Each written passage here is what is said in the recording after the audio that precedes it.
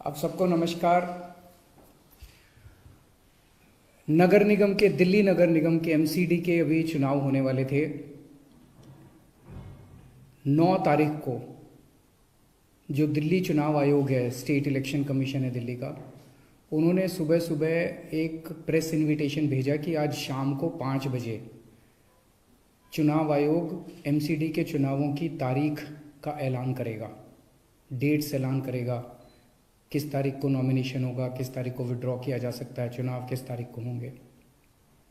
शाम को 5 बजे चुनावों का ऐलान होना था, तारीखों का ऐलान होना था।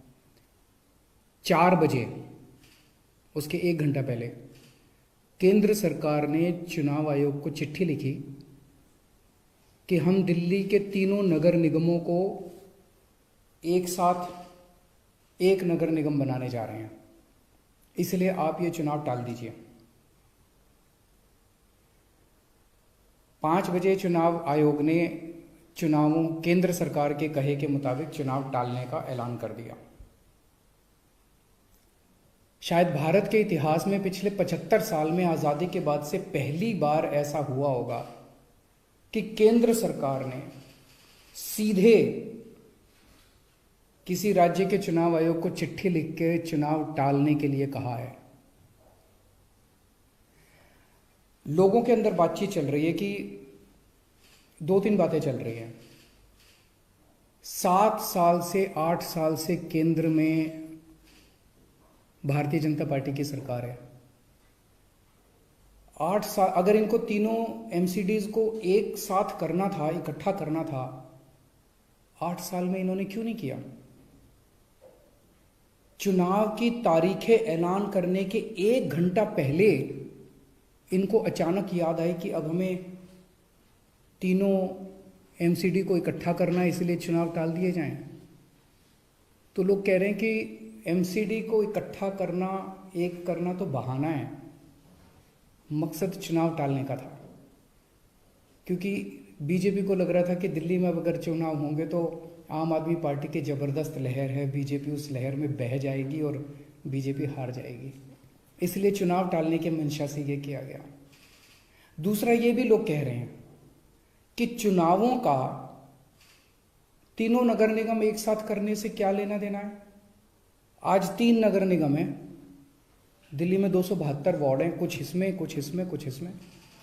तो तीनों नगर निगम के काउंसलर अपने अलग अलग नगर निगम में बैठते हैं।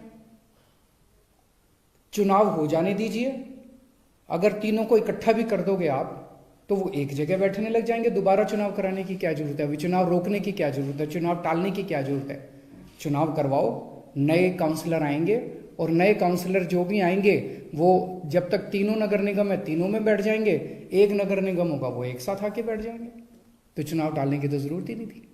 लेकिन मकसद तीनों नगर निगम एक साथ करने का नहीं था। अगर करना होता तो 7 साल में कर लेते ये लोग। मकसद था चुनाव टालने का। ये देश के लिए अच्छा नहीं है, दोनों चीज़ें अच्छी नहीं हैं। जो केंद्र सरकार ने चिट्ठी लिख के चुनाव टालने को कहा वो भी ठीक नहीं है, और चुनाव आयोग केंद्र सरकार के सामने झुक गया और चुनाव टाल दिए, ये भी अच्छा नहीं है जनतंत्र के लिए।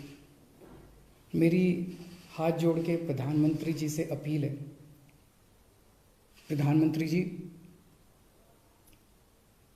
सरकारें आती जाती रहेंगी,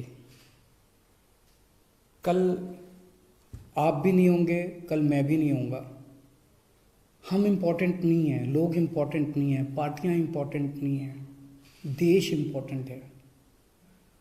अगर हम चुनाव आयोग को दबाव डाल के चुनाव कैंसिल कराते हैं, इससे चुनाव आयोग कमज़ोर होता है, और चुनाव आयोग कमज़ोर होता है, चुनाव कैंसिल होते हैं तो देश कमज़ोर होता है। हम सबको मिलकर देश की रक्षा करनी है। किसी भी हालत में हमें इंस्टीट्यूशंस को कमज़ोर नहीं होने देना।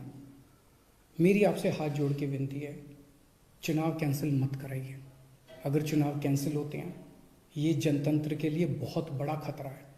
आज ये कहा जा रहा है कि हम तीनों एमसीडी एक करना चाहते हैं, इसीलिए चुनाव टाल दीजिए। कल को मान लो लोकसभा का चुनाव है, उसके पहले अगर कहा जाएगा कि ये पार्लियामेंट्री सिस्टम अच्छा नहीं है, हम प्रेसिडेंशियल सिस्टम लाना चाहते हैं, संविधान में बदलाव करना चाहते हैं, इसलिए चुनाव टाल दीजिए, तो क्या चुनाव टाले जाएंगे? मान लो कल को कोई स्टेट असेंबली का चुनाव है, ये कहा जाएगा कि हम 2 राज्यों को इकट्ठा करना चाहते हैं, इसीलिए चुनाव टाल दीजिए, तो क्या चुनाव टाल दिए जाएंगे?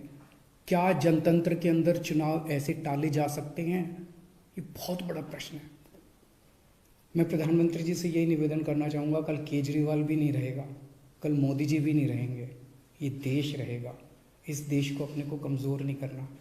मुझे नहीं पता कि राज्य के हमारे जो स्टेट इलेक्शन कमिश्नर हैं उन पे ऐसा क्या प्रेशर डाला गया, उनको क्या धमकी दी गई, इनकम टैक्स की, ईडी की, सीबीआई की कोई धमकी दी गई, या वो अभी अप्रैल में रिटायर हो रहे हैं तो उनको पोस्ट रिटायरमेंट कोई लालच दिया गया, मुझे नहीं पता क्या दिया गया, लेकिन वो तुरंत 1 घंटे के अंदर चुनाव टालने को तैयार हो गए।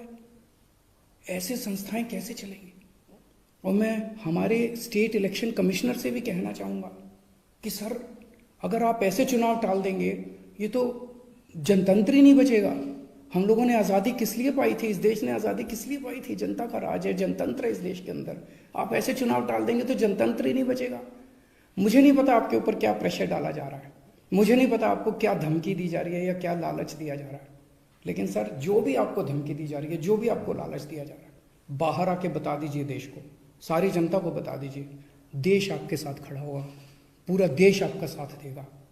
पर झुकिए मत सर, किसी के सामने मत झुकिए। देश की बात है, जनतंत्र की बात है। नमस्कार। ऐसे ही वीडियोस देखने के लिए सब्सक्राइब करें प्रदेश समाचार नेटवर्क और लेटेस्ट वीडियोस के नोटिफिकेशन के लिए बेल आइकन दबाना ना भूलें।